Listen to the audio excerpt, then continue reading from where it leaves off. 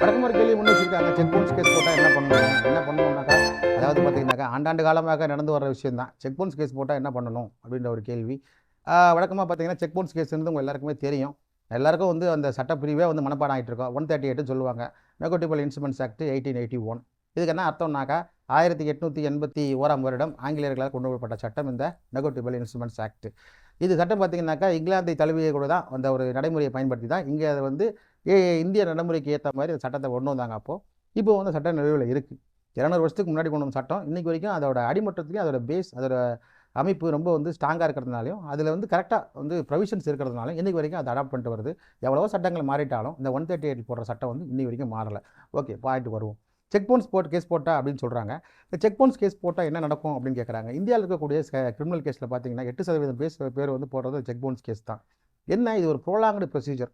இந்த prolonged procedure அப்படின்னு என்ன அர்த்தம்னாக்கா, இது வந்து கொஞ்சம் நாட்கள் நடக்கக்கூடியது. இப்போ இந்த சமீபத்தில் கொடுத்துருக்கக்கூடிய ஒரு ஜட்ஜ்மெண்ட் வந்து அதை மதுரை கோர்ட்டில் வந்து ஜட்ஜ்மெண்ட் கொடுத்து என்ன சொல்லியிருக்காங்கன்னா, செக் வழக்குகளை வந்து விரைவாக முடிக்கணும் அப்படின்ற ஒரு ஜட்ஜ்மெண்ட் கொடுத்துருக்காங்க. ஆனால் நான் விமர்சனம் பண்ண விரும்பலை. அவர் நல்ல எண்ணத்தோடு சொல்லியிருந்தாலும் கூட இப்போ என்ன ஆகுதுன்னா, வழக்கமாக வந்து பார்த்தீங்கன்னாக்கா ஒரு ஜட்ஜ்மெண்ட் கொடுத்த கொஞ்சம் நாளைக்கு கொஞ்சம் பரபரப்பாக இருக்கும். அதுக்கப்புறம் பார்த்தீங்கன்னாக்கா கொஞ்சம் பரபரப்பு குறைஞ்சிரும். குறைஞ்ச உடனே அந்த நெருப்பு கொஞ்சம் அணைய ஆரம்பிச்சிடும். அணைய ஆரம்பிச்சுனாக்கா அடியில் மட்டும் தகன்னு எரியும், மேலே மட்டும் பார்த்தீங்கன்னா திருப்பி நீர் பூத்துரும். இதுதான் வழக்கமாக வர்றது. தமிழில் சொல்லணும்னா ஆரண கஞ்சி பழங்கஞ்சின்னு சொல்லுவாங்க. அதுதான் உண்மை. எனக்கு தெரிஞ்சு பார்த்தீங்கன்னாக்கா கிட்டத்தட்ட ஒரு 20 வருஷத்துக்கு முன்னாடி போட்ட செக்கெல்லாம் இன்றைக்கி வரைக்கும் அப்பீலில் தான் நிற்கிது. ஏன்னா முடிக்கணுன்ற முடிவு பண்ணால் கூட அது ஆதாரங்கள் விரைவாக முடிக்கணும்னு ஒரு ஆர்டர் போட்டால் கூட சிஸ்டம் ஸ்லோவாகிடுது. சிஸ்டம் ஏன் ஸ்லோவாகுதுன்னு பார்த்தீங்கன்னா, சமீபத்தில் வந்து மதுரை உயர்நீதிமன்றம் ஒரு செக் பவுன்ஸ் கேஸை பற்றி ஒரு தீர்ப்பு கொடுத்தாங்க.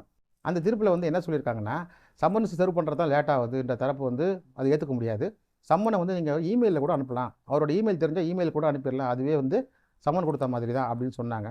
ஆக்சுவலாக இந்த வழக்கு பார்த்தீங்கன்னா அருப்புக்கோட்டையில் ஒரு ஜேஎம் கோர்ட்டில் நடந்த வழக்கு இது. இந்த வழக்கு வந்து போட்டு அவர் என்ன ஹைகோர்ட்டு வந்துட்டார். எங்களுக்கு கேஸ் போட்டு இவ்வளோ நாள் ஆச்சு, இது வந்து ரொம்ப தாமதமாகுதுன்னு நம்ம வந்து ஜட்ஜு வந்து என்ன பண்ணிட்டாருனாக்கா, அந்த உயர்நீதிமன்ற நீதியரசர் வந்து இப்படி ஒரு ஆர்டர் போட்டார்.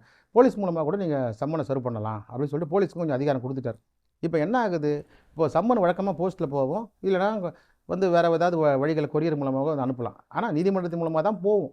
ஆனால் இப்போ போலீஸே சம்மனை கையில் வாங்கிட்டு போய் வீட்டிலே கொடுக்கலாம் அப்படின்னு கூட ஆர்டர்லாம் போட்டாங்க.